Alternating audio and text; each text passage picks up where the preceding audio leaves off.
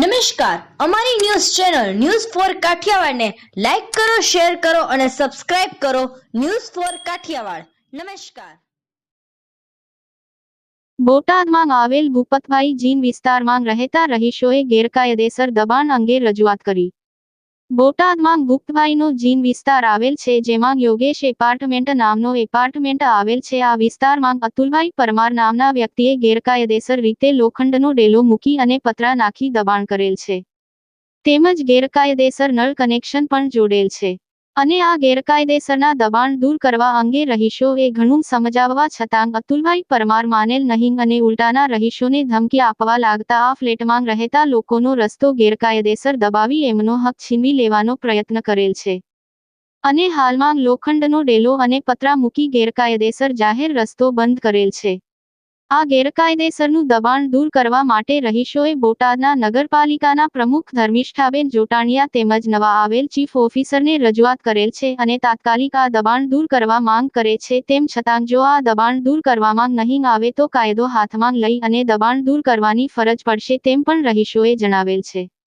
હવે જોવું રહ્યું કે આ રહીશોની લેખિતમાં કરેલ રજૂઆત અંગે બોટાદ નગરપાલિકાના ચીફ ઓફિસર દ્વારા કોઈ કાયદેસરની કાર્યવાહી કરવામાં આવે છે કે કેમ.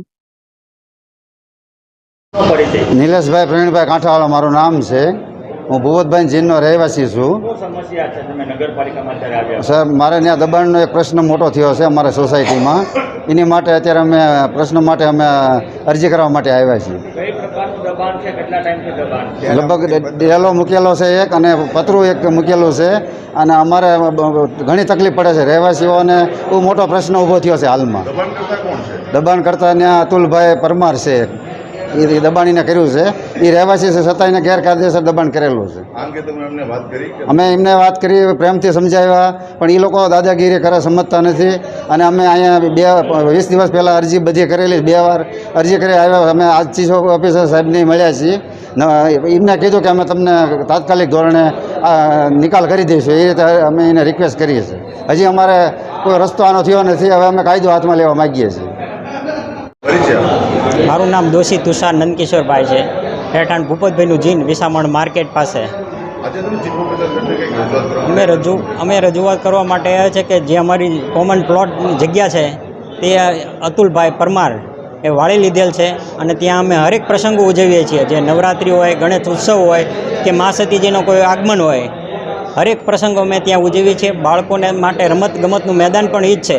તો એ લોકો અમને આ રીતે વાળી લીધેલું છે અને અમે રજૂઆત કરવા માટે આવ્યા છીએ. તો અમને યોગ્ય જલ્દી ન્યાય મળે તેવી વ્યવસ્થા કરી આપવા માટે વિનંતી, એવું અમે રજૂઆત કરવા આવ્યા છીએ.